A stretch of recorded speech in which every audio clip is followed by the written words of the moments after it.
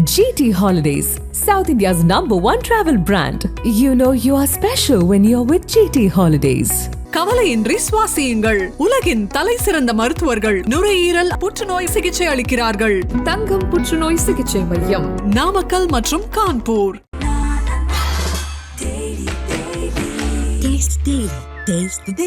கோழைச்சாமியான இருக்கக்கூடிய பழனிசாமி டங்ஸ்டன் சுரங்க அனுமதிக்கு எதிராக பாஜகவை கண்டிச்சாரா? புரட்சியாளர் அம்பேத்கரை கொச்சைப்படுத்தின ஒன்றிய அமைச்சர் அமித்ஷாவுக்கு எதிராக கீச்சு குறையில்லாத கத்தினாரா? 1% வாக்கு கணக்கு சொல்லிக்கிட்டு இருக்காரு. அம்மையார் ஜெயலலிதா சொத்துக்குப்பு வழக்கில் திருவாளர் குமாரசாமி போட்ட கணக்கை மிஞ்சுகிற மாதிரி அது இருக்கு. நாடாளுமன்ற தேர்தலில் அதிமுக வாக்கு 1% உயர்ந்திருக்குன்னு உளறி இருக்கார். இல்லாததை இருப்பது போல ஊதி பெருக்கி காட்டுவது பழனிசாமிக்கு கைவந்த கலை தான். திமுக என்றால் மட்டும் சட்டமன்றத்தில் வெளியிலேயும் கத்தி பேசுறாரு. கத்தி பேசினா ஜெயலலிதான்னு மக்கள் நினைச்சுக்குவாங்கன்னு நம்புறாரு. எம்ஜிஆரை போல தன்னுடைய கட்சிக்காரங்க அவரை நினைப்பாங்கன்னு நம்புறாரு. பழனிசாமி அவர்கள் என்னதான் கத்துனாலும் எப்படித்தான் கதறினாலும் அவருடைய துரோகங்களும் குற்றங்களும் தான் எல்லோருக்கும் ஞாபகம் வரும். துரோகத்தை தவிர உங்களுக்கு பெருமையா சொல்லி என்ன இருக்கு? அவர் பாதம் தாங்கிய பழனிசாமி மட்டுமல்ல, பயந்தாங்குழி பழனிசாமி.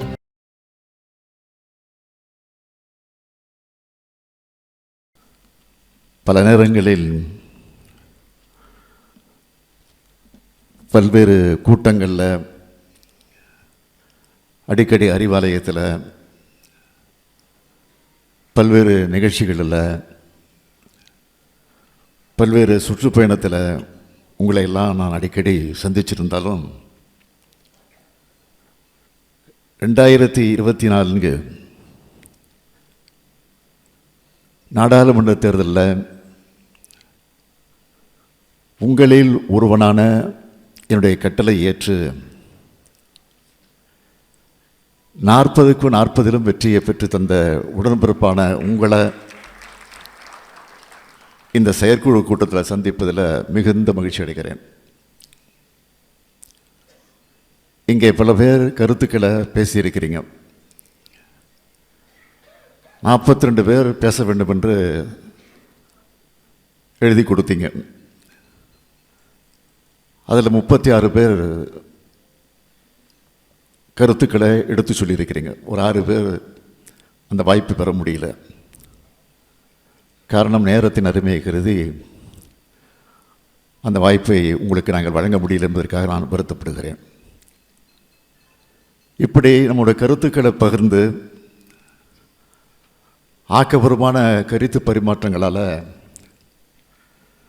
கழகத்தினுடைய அடுத்த நகர்வுக்கு எப்படி செல்வது என்று தீர்மானிக்கிற முடிவுகளை எடுக்கிற கூட்டங்கள் தான் செயற்குழு மற்றும் பொதுக்குழு கூட்டங்கள்.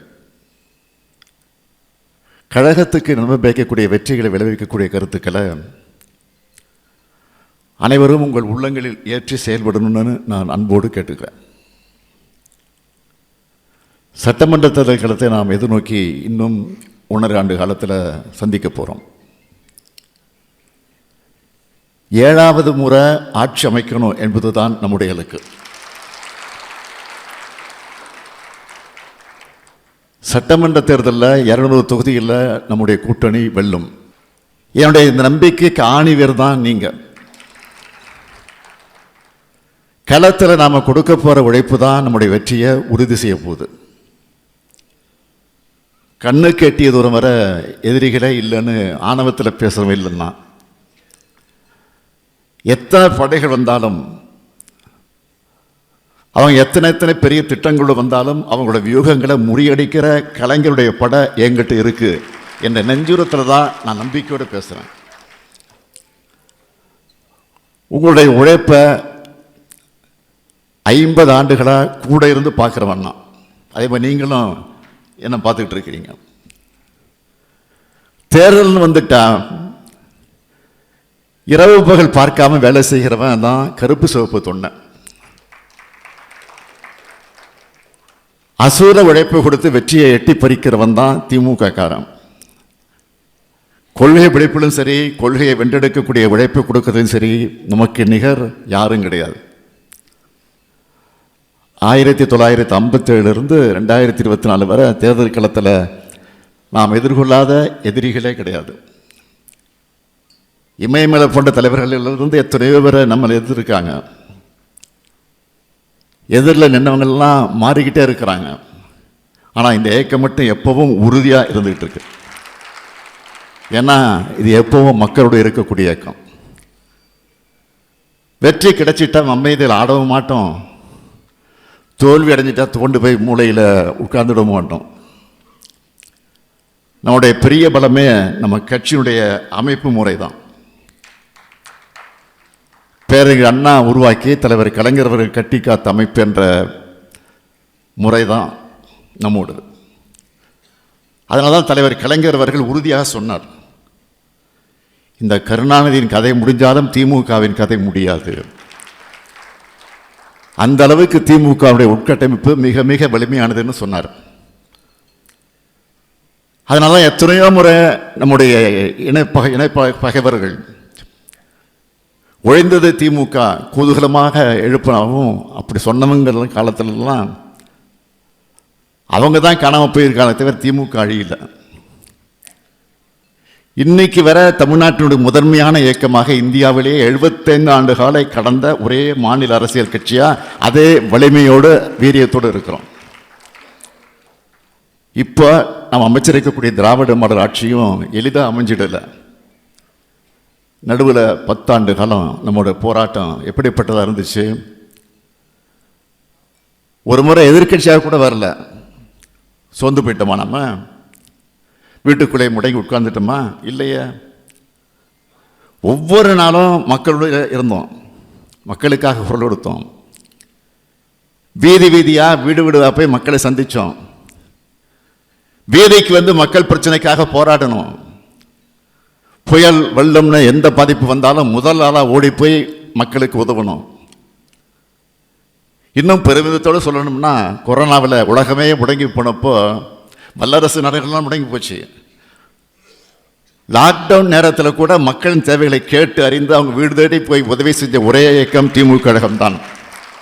அதை சாதிச்சு காட்டினது தான் உடன்பிறப்பாக இருக்கக்கூடிய நீங்கள் தான். பதவிக்காக கொள்கைகளை சமஸ்திரம் செஞ்சிக்காம கடுமையான உழைப்பால் மக்களுடைய நம்பிக்கையை பெற்று ஜனநாயக முறைப்படி மக்களால் தேர்ந்தெடுக்கப்பட்டு ஆட்சி பொறுப்புக்கு வந்திருக்கிறோம். நம்முடைய திராவிட மாடல் ஆட்சி அமைஞ்சதிலிருந்து நாள்தோறும் மக்கள் நல திட்டங்களை பார்த்து பார்த்து செயல்படுத்திக்கிட்டு வரோம். கலைஞர் மகளிர் உரிமை திட்டம், விடியல் பயணம், முதலமைச்சரின் காலை உணவு திட்டம், புதுமை பெண், தமிழ் புதல்வன், நான் முதல்வன், மக்களை தேடி மருத்துவம், இன்னுயிர் காப்போம், நம்மை காக்கும் 48, தோழி விடுதின்னு ஒரு நாள் முழுக்க பட்டியல் போடக்கூடிய அளவுக்கு திட்டங்களை நிறைவேற்றிட்டு வரோம். அனைத்து மாவட்டங்களும் சீரான வளர்ச்சி பெறணும்னு தொழிற்சாலைகள், உட்கட்டமைப்பு வசதிகள்னு ஓய்வில்லாமல் பணியாற்றி கொண்டிருக்கிறோம். நான் சவால் விட்டு சொல்கிறேன், இந்தியாவில் எந்த மாநில அரசும் இவ்வளவு திட்டங்களை இந்த அளவுக்கு சிறப்பாக செயல்படுத்திக்கிட்டு இருக்கா? நிச்சயம் கிடையாது. ஆளுங்கட்சியாக வந்ததிலிருந்து கொரோனா, மழை வெள்ளம்னு எத்தனையோ நெருக்கடிகளை எதிர்கொண்டு எதிர்நீச்சல் போட்டு மக்களை காப்பாற்றிக்கிட்டு இருக்கோம். ஒரு நாள் கூட ஆளுங்கட்சியாக நம்ம ரிலாக்ஸாக இருந்ததில்லை. எவ்வளவு நெருக்கடியில் ஆட்சிக்கு வந்தோம்.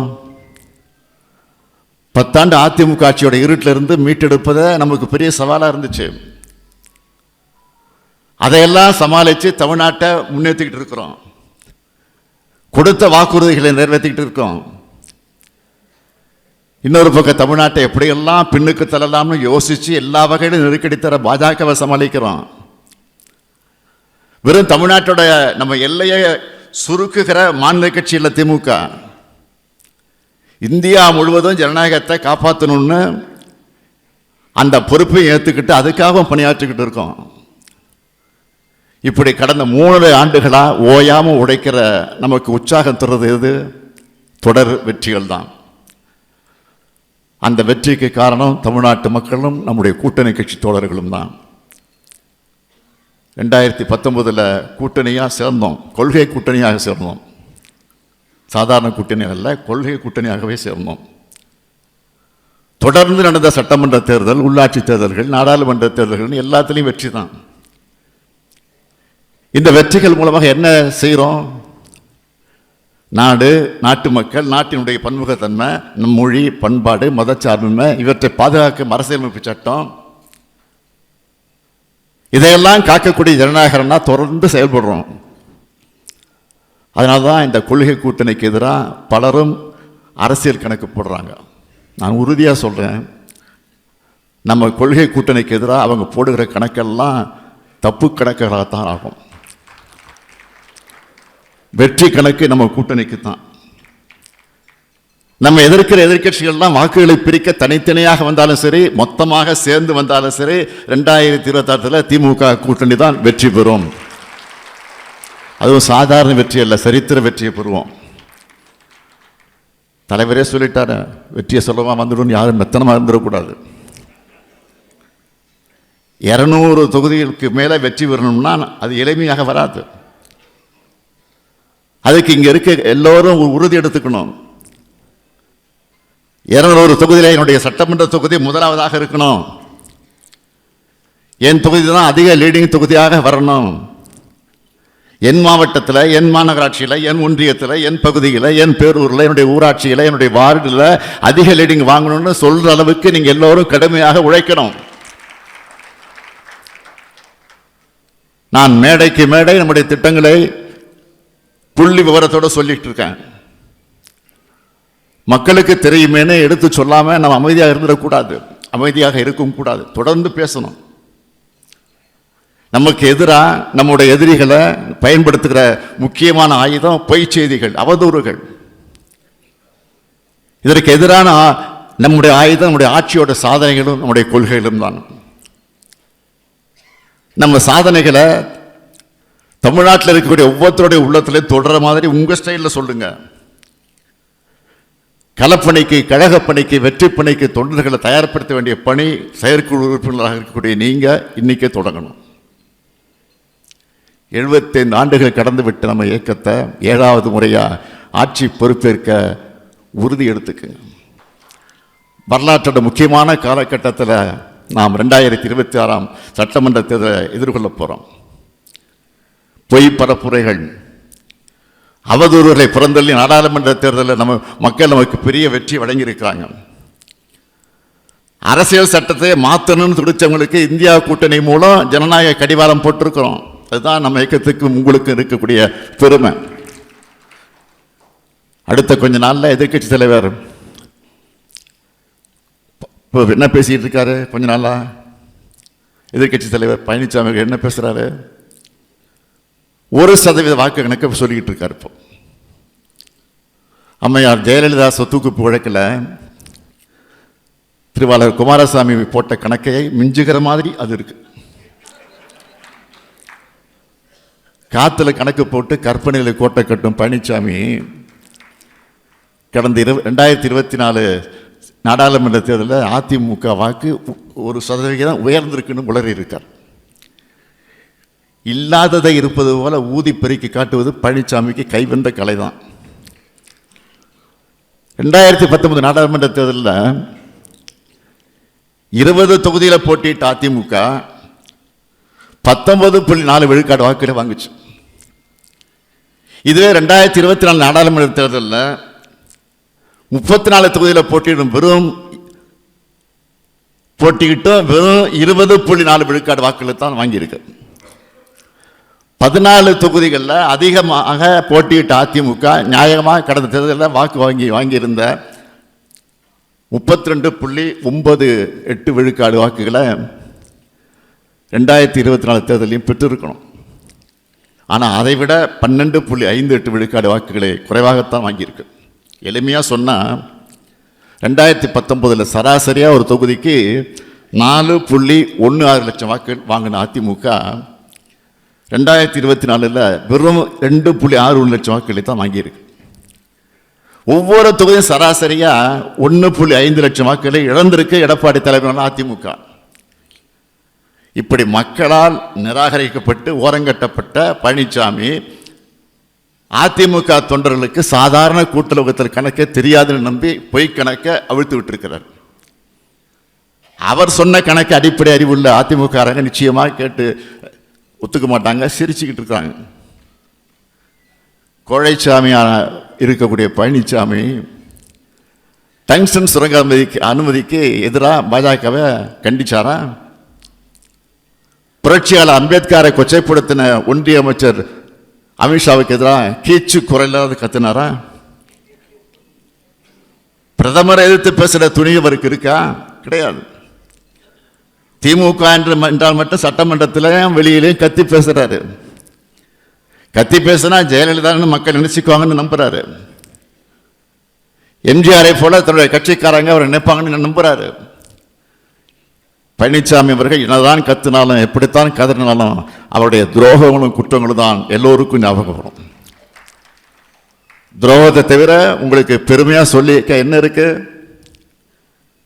திமுக வரலாறு என்பது தியாக வரலாறு. பழனிசாமியுடைய வாழ்க்கை முழுக்க துரோகம். அவர் பாதம் தாங்கிய பழனிசாமி மட்டுமல்ல, பயந்தாங்குழி பழனிசாமி. இங்க கள்ள கூட்டணியா வந்தாலும் சரி, நேரடியாக கூட்டணி அமைச்சு வந்தாலும் சரி, தமிழ்நாட்டுக்கும் தமிழகத்துக்கும் இவங்க பேராபத்தானவங்க தானே மக்கள் கிட்ட எடுத்து சொல்லணும். நாம ஏன் மீண்டும் ஆட்சி பொறுப்புக்கு வரணும்னு சொல்ற அதே நேரத்தில் யார் ஆட்சிக்கு வரக்கூடாது, ஏன் அவங்க வரக்கூடாதுன்னு மக்களுக்கு புரிய வைக்கணும்.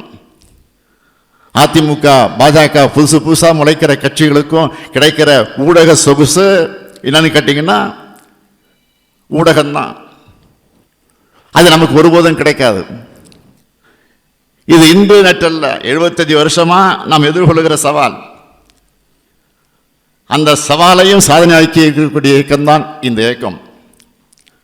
நம்முடைய சொல்லாற்றல், எழுத்தாற்றல், மக்கள் நலன் ஆகியவற்றை நம்பித்தான் நாம் செயல்படணும்.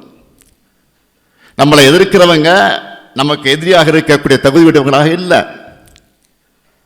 தங்களுக்கு கவனம் கிடைக்கணும்னு ஆர்வ கோளாறுல நம்ம எதிர்க்கிறவங்களும் இருப்பாங்க. அவங்களுடைய கவனச்சிதறல்களுக்கு ஆளாகிடாதுங்க. உண்மையான எதிரிகளை வீழ்த்த உங்க ஆற்றலை செலவிடுங்க. திராவிட இயக்கத்தால கடந்த 75 ஆண்டு கால தமிழ்நாடு எப்படி முன்னேறி இருக்கு, ஒவ்வொரு குடும்பத்தில் எப்படிப்பட்ட மாற்றத்தை அது கொண்டு வந்திருக்கு, இளம் தலைமுறையிட்ட அதை கொண்டு போகணும். அதுக்கு நீங்க ஒவ்வொருத்தரும் ஒரு ஊடகமாக மாறணும்.